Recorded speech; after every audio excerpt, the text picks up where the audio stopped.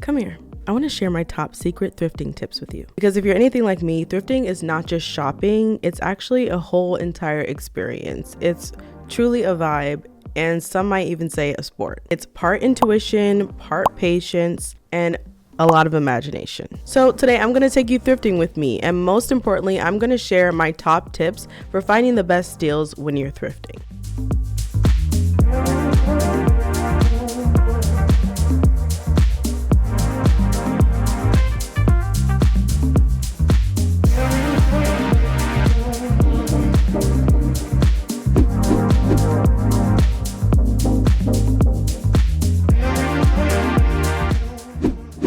I want to share this with you because walking into a store without having a plan can feel overwhelming, it can feel intimidating, and just straight out tiring. And it's really disappointing if you make this entire trip to the thrift store and then you leave with nothing.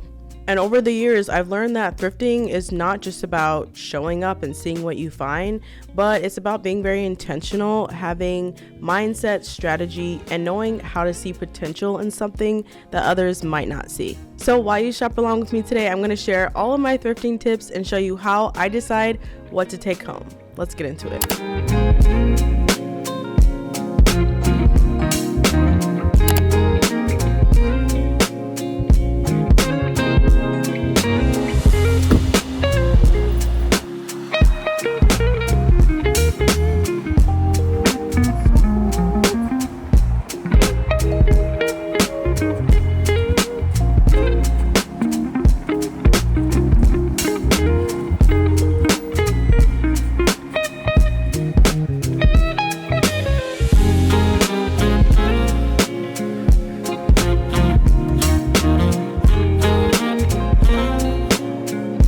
So step number one before I ever step into a thrift shop is I take inventory of my house and I decide what is it that I'm looking for and make a list. Your list is going to be your anchor, so you definitely don't want to leave the house without it. And it doesn't have to be super strict either. Just think of it as a guideline for what you're searching for. You guys know that I'm doing a guest room makeover, and there's a few things that I'm looking for. So number one, I'm looking for art pieces. Anything that's a statement, bold piece is going to go perfect in this room. I'm going to be using this room not only for guests, but also for filming and talking to the camera. Number two, we are looking for some kind of like pendant, like ceiling pendant. So if we can find a chandelier or like a ceiling mount, something that's going to be a statement piece for the room. Third, I'm looking for maybe some kind of mirror that I can use. And then lastly, I want some desk accessories. Again, this is going to be my office, so I want little trinkets that I can put on the desk. Another reason why making a list is important is because you don't want to be distracted and end up buying a bunch of things that you don't actually need. And that could be a little discouraging by the time you leave the thrift shop. It's like, oh man, I went for this, but I came out with this. So just make sure you stay focused, because having a successful thrift trip definitely inspires you to keep thrifting. And if you keep thrifting, you keep saving money, which is what we do on this channel. And also, having a list doesn't mean having tunnel vision. Definitely be open to creative pieces that you find along the way. It just is a guideline. So number two, you want to be flexible and reimagine the items that you find. This is literally an art form. I swear this is an art form, because you really have to be creative, and it is really being an artist. You know, interior decorating is an art form. And so when you see an item, you have to really think like, okay, maybe this is like a vase or just a scrap piece of something, but maybe this would make a great wall sconce, or maybe I can use it as a bookend or something like that. So just really reimagine how something is used and look at the item and say, okay, how can I use this for my space? Where would this be nicely placed, or where would it really make a pop? You know what I'm saying? Just rethink the piece for what it is. So maybe this is a stool, but could I use this as a side table? A vintage tray doesn't have to stay in the kitchen. It could be wall art. It could be used in the living room as a piece to ground items on your coffee table, even a catch-all for your entryway. In thrifting, creativity is currency. The more flexible you are, the more successful you will be. Instead of asking yourself, what is this? Ask instead, what could this become? Tip number 3, look everywhere, and I mean everywhere. So this tip is huge because thrifting is really just a big scavenger hunt, and the best finds are rarely sitting at eye level. Like, those are easily snagged, but the really juicy good ones are, you know, behind photos, underneath baskets, maybe even looking up.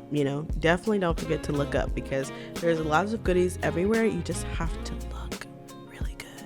I mean, how bad do you want it? How bad do you want to find the goodies? Because if you really want the really good finds, you really gotta look, like, seriously.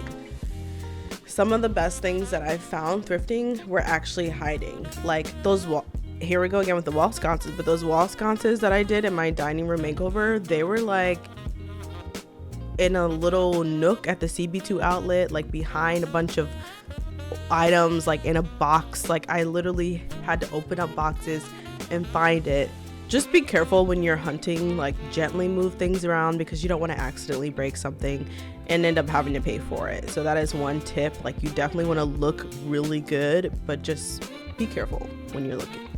And the second piece to that is you want to take your time and really thoroughly look. Like, I can't go thrifting with someone who's in a rush, okay? Like, usually when I go thrifting, I'm by myself, because I don't want to have to deal with the pressure of somebody else rushing me, because I need to take my time. I need to take my time and really look aisle to aisle and make sure I'm looking through everything so I don't miss something. So make sure when you go thrifting, either go by yourself or go with someone who loves it just as much as you do and is not on a time crunch, because you want to take your time. If you're going to go, you don't want to waste your trip, right? So just really, make it a vibe. Get your coffee. Maybe you can put in like a little headphone set and just really go for it. Tip number 4 is to use your phone when you're thrifting. Research during thrifting is literally your best friend. Your phone is one of the most powerful thrifting tools that you have. And I say this because you want to be able to know, is this item overpriced or is this item underpriced? Or can I find this item brand new for the same price? Those are 3 of the things that I usually search up on my phone while I'm thrifting to make sure I'm not losing out on any money. If it looks like a really quality item, I will immediately pull out Google Lens and check it. I'll check for labels. I'll see, okay, is this made well? A lot of these vintage items you can find on sites like Cherish or First Dibs, and you can see, like, okay, is this store undercharging or are they way overcharging? Can I find this on Facebook Marketplace for less? Can I go get this on Amazon or Walmart for the same exact price? So you want to make sure that what you're getting is worth the bang for your buck. And sometimes I might see something and I'm like, oh my gosh, this is so expensive. But then I'll look it up and I'm like, okay, I get the pricing. I didn't recognize that this was an antique or a vintage piece. And so, it can also help you gain some understanding and education when you're doing your thrifting as well. Tip number 5 is to look for unique show-stopping pieces. I always say that every room needs a star. Okay, when I'm designing a space, I always look for the Beyonce in the room, and that is going to be your showstopper. I always talk about my wall unit. That's definitely my showstopper in my room, and every room needs one. So I actually encourage you, if you've made it this far in the video, look around your room and let me know what is your showstopper in your room. By the way, before I get started, I looked at my analytics and it's gone up actually. I think now it's like 75% of you. I'm not quite sure, but there's still a lot of you who need to subscribe. And that's probably because you're watching on your TV. All you have to do is find my little icon, click subscribe, and then you're all set. It's that easy and it's free. You subscribing helps me to make bigger, better videos. I absolutely loved buying all the furniture for my recent makeover, and I want to continue to do that. I want to continue gifting apartment makeovers. So make sure you subscribe so that I can find the next person to give a free, complete apartment makeover to. Thanks for subscribing, and let's continue on with the video. So yes, every room needs that one piece that just kind of, your guests kind of stop in their tracks and be like, that is nice. Where did you get that from? Please share all the details. That show-stopping piece, that conversation piece. So look for those unique items that you don't see everywhere else, items that are extremely unique, and make sure that they also tie into your space and would just kind of elevate what you already have. A lot of the times these pieces are very bold, a lot of the times they're grand, and a lot of the times they're sculptural, and usually they're also pretty well made. And again, it doesn't necessarily need to be a piece of furniture. It could also be a piece of decor, like a sculpture or a whole wall of curtains. That is also a showstopper. It's that wow moment, that grand, almost over the top piece that really elevates your room. So if somebody walks into your room and they immediately ask you, where did you get that? Just know that that is your showstopper piece. Tip number 6, you want to check quality before aesthetics. This is really important because something can look really cute, but it's actually kind of cheap or not that well made. So before I actually purchase something, I look to see, okay, what is it made of? Does it wobble? Is it solid? Is there anything like chipped or damaged? And is this gonna last me a long time? So if I'm gonna thrift it, I wanna make sure that it's a quality piece and a well-made piece that I can take with me from place to place as I maybe move on to a different home. Tip number 7, you wanna know when to walk away. Not every thrift trip has to end with a purchase. And I know we get up, we have our coffee, we get dressed, put gas in the car, drive across town, and you make it to that thrift store and you want to find something. You want to walk away with something because it feels like you've put all this effort into getting there. And I mean, why not, right? Everything's super discounted. Like, let's at least get something. But I think that's how you fall into the trap of filling your home with clutter or things that you don't necessarily need.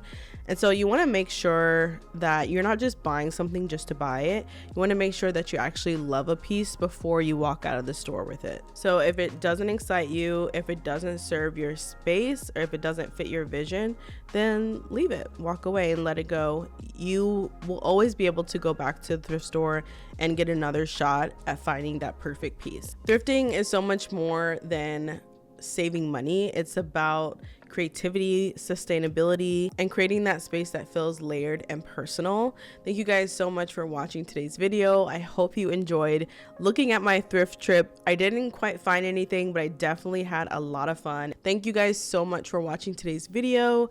I think next week I'm going to have a virtual makeover for you for a subscriber, so definitely tune in. And don't think that I've forgotten about my office makeover. I'm just prepping everything. I'm almost done getting everything that I need, and we will definitely have a makeover coming soon. So make sure you subscribe, make sure you comment and like this video, and if you made it this far, leave a pink emoji in the comments. I love you all so much, and I will see you next weekend. Bye.